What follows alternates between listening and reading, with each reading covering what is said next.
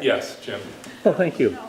There was an audit report a couple of weeks ago about the state is not prepared for a natural disaster. One came out today that DHS apparently is in shambles. They've apparently spent $40 million settling abuse complaints. We've heard about how needy our schools are. We're 47th in public health. Now, that's one set of facts. China and India are building hundreds of new coal-fired power plants. If Oregon cut our carbon emissions to zero, it would make no difference whatsoever in the world climate.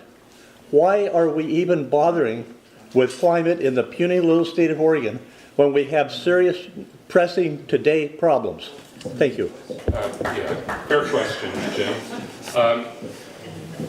The fact is that it would be great if climate change could be addressed at the national level, but I think you all know that that's not going to happen anytime soon. So action will have to happen at the state and regional level.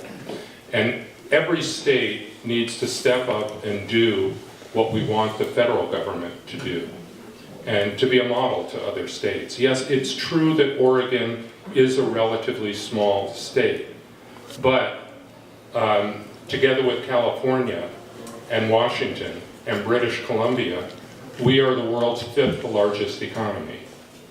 And so if we can coordinate our actions and work jointly for solutions, we can really move the needle.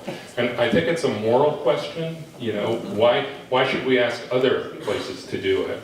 And I will say that China is embarking on a very, very serious cap and trade program.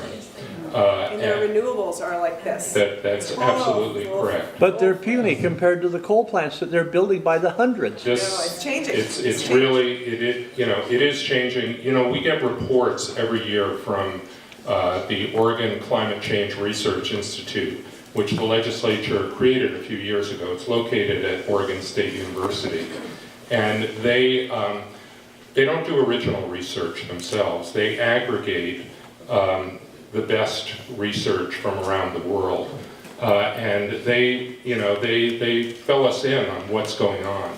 And it was as a result of their telling us that our previous goal of needing to reduce emissions by 75% below what they were in 1990 are inadequate.